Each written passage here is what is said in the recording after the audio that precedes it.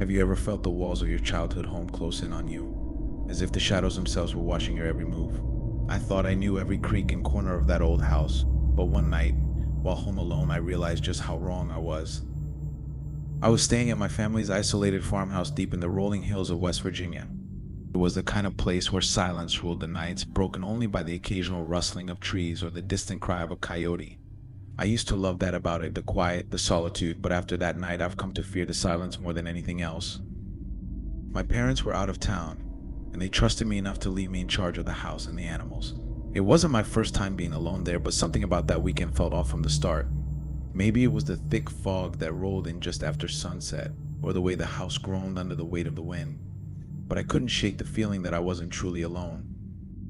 I was downstairs, lounging on the couch, mindlessly scrolling through my phone when I heard it, a loud metallic bound from somewhere outside. My heart skipped a beat as I bolted upright, ears straining to catch any other sound. The noise had come from the direction of the barn, a good 100 yards from the house. Grabbing the flashlight and the old shotgun my dad kept by the door, I cautiously stepped outside. The cool night air prickled my skin as I made my way toward the barn, the beam of the flashlight cutting through the dense fog. The barn door was wide open, swaying slightly in the breeze, but that wasn't what made my blood run cold. It was the fact that I knew I had locked that door earlier. I called out, my voice trembling despite my attempt to sound confident. "Who's there?" "I've got a gun." No response, just the eerie stillness of the fog-covered night. I took a deep breath and stepped inside the barn, the smell of hay and oil thick in the air.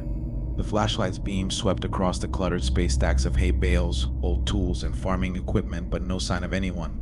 I slowly backed out, every instinct telling me to get back to the safety of the house. As I turned to leave, I noticed something odd, a set of muddy footprints leading from the barn toward the house. My heart pounded in my chest as I realized whoever had been here might already be inside. Panic set in and I sprinted back to the house, hoping, praying that I'd locked the door behind me. I hadn't. The front door was ajar, creaking softly as it swung in the wind. I felt a wave of dread wash over me as I stepped inside, shotgun raised. The house was deathly quiet, but the kind of quiet that presses down on you, thick and suffocating. I could feel eyes on me, watching from the shadows. I slowly made my way through the house, my steps echoing on the wooden floorboards.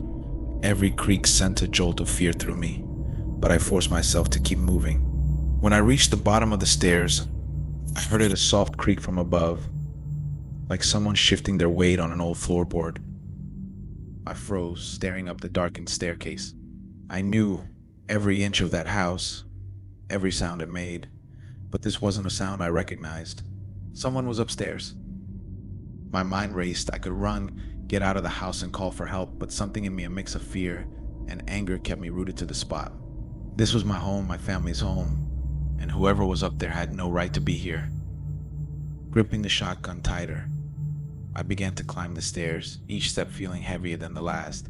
When I reached the top, I noticed that the door to my parents' bedroom was slightly ajar.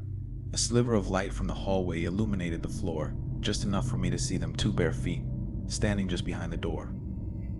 I felt a wave of nausea. This was real. Someone was in my house, just a few feet away. My finger trembled on the trigger, but I couldn't bring myself to pull it. Instead, I turned and bolted down the stairs, back to the safety of the bathroom, where I locked the door and dialed 911 with shaking hands. The operator's voice was calm, asking me to stay on the line, but I could barely hear her over the pounding of my heart. I heard footsteps descending the stairs, slow and deliberate, until they stopped just outside the bathroom door. "What's up, kid?" The voice was low, almost amused, as if this was some kind of game. I pressed the phone to my ear, praying the operator would hear what was happening. "I'm on the phone with the cops," I shouted, my voice cracking. "And I've got a gun." There was a long pause, then the sound of footsteps retreating, followed by the back door slamming shut. I stayed in the bathroom until I heard the sirens, and even then I couldn't bring myself to move until the police arrived. They searched the house and the surrounding property, but found nothing, no sign of the intruder, no clue as to who he was or how he knew I was home alone. The only thing they found were those muddy footprints leading in and out of the house. To this day, the memory of that night haunts me, not just because of the fear, but because of the overwhelming sense that I was being hunted, toyed with, by someone who knew exactly what they were doing. And the worst part, I never saw his face. If you're enjoying our creepy stories and would like to continue getting spooked, make sure you subscribe to our channel and turn on the bell notifications so you don't miss any upcoming stories.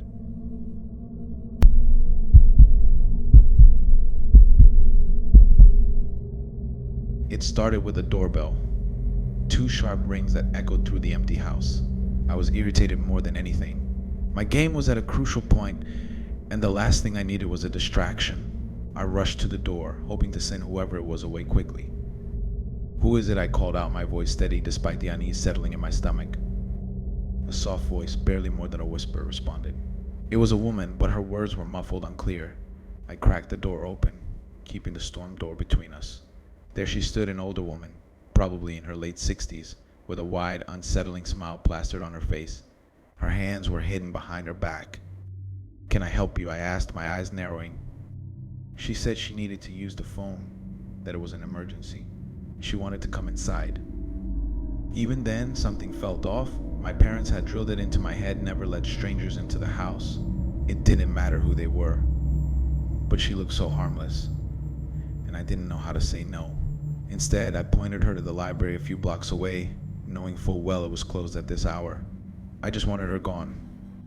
Her smile never wavered, but her eyes grew colder. "That's very rude," she said, her voice dropping an octave, turning away an old woman asking for help. I mumbled something about house rules, how my parents wouldn't allow it.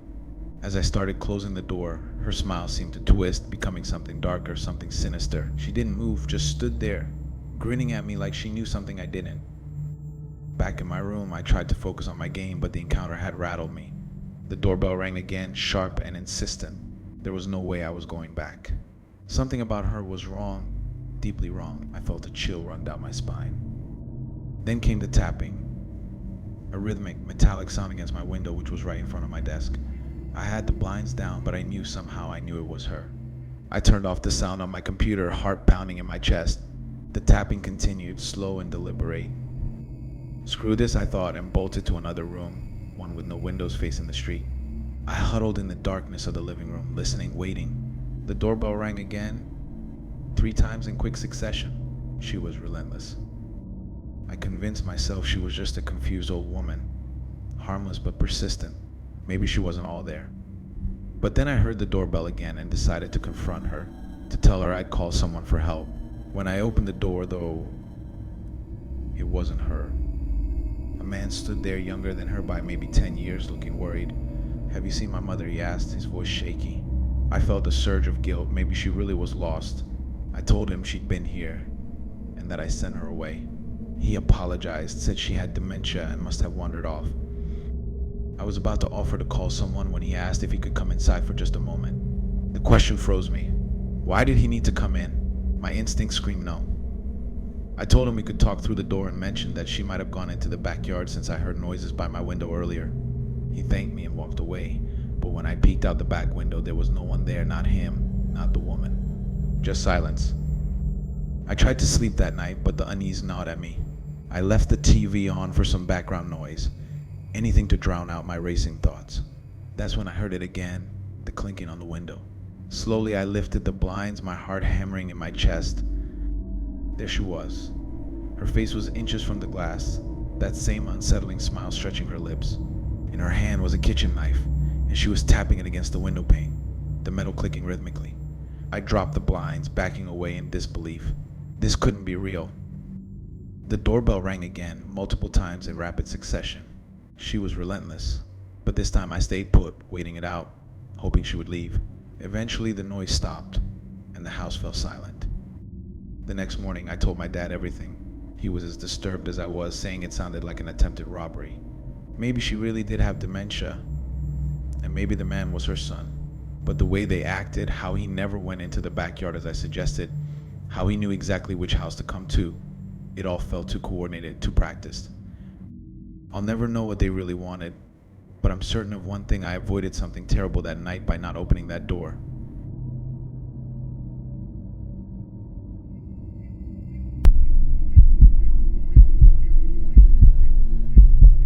That night at 18, I discovered that the silence I once welcomed could become a chilling cage I couldn't escape. It was my first time alone in the family cabin, nestled deep in the dense woods of rural Oregon. My parents had gone on a week-long anniversary trip, leaving me to care for the place. My older brother had already moved out, so I was the last line of defense, left to hold down the fort in the middle of nowhere. Our property is surrounded by towering trees with a long dirt driveway winding its way up to the main road. It's the kind of place where the nearest neighbor is a good half-mile away, and the only sounds you hear are the rustling of leaves and the occasional snap of a twig. People around here know each other, at least they think they do. You see the same faces at the gas station, the grocery store, and sometimes at the small, dimly lit bar on the edge of town. A bar I was planning to visit once I turned 21, not knowing that one night alone would forever change how I saw this sleepy little town. It all began one lazy afternoon while I was filling up my car at the only gas station for miles. I was halfway through when a black Jeep Cherokee pulled up next to me. The driver, a man in his late 40s with a scruffy goatee, greeted me with a friendly nod. In a town like this, even strangers feel like neighbors, so I wasn't surprised when he struck up a conversation. "Hey there," he said, locking the nozzle into place before wandering around to my side of the pump. "You wouldn't happen to know how to get to the interstate from here, would you?" I gave him the directions, noticing how he pulled out an old, weathered notepad to jot them down. It struck me as odd. Most people would just punch it into their GPS, but I shrugged it off. Maybe he was just old-fashioned. After thanking me, he asked if I was from around here. I told him I grew up here, and he mentioned he was from out of town, though he didn't say where. As he got back into his Jeep, he asked my name. "Lily," I said, offering a polite smile. "Nice to meet you, Lily," he replied with a grin that didn't quite reach his eyes. He climbed back into his Jeep, and I did the same, ready to head home. As I drove away, I noticed the Jeep pulling out behind me. I didn't think much of it until I turned onto our long, secluded driveway, and the Jeep passed me by, heading in the opposite direction of the interstate I directed him to. It was strange, but I dismissed it. Maybe he just got turned around. That night, after dinner, I decided to meet up with some friends. As I stepped outside, I heard it, a rustling in the trees, the unmistakable sound of footsteps. The woods around our cabin are full of wildlife, so I didn't pay it much attention, chalking it up to a deer or maybe a raccoon. But there was something about the way those footsteps stopped abruptly that made my skin crawl. I hurried to my car and drove off, trying to shake the uneasy feeling that clung to me. It wasn't until I returned home, hours later, that the fear really took hold. As I stepped out of the car, a voice cut through the stillness of the night, calling my name from the darkness. "Lily." My heart skipped a beat, my breath catching in my throat.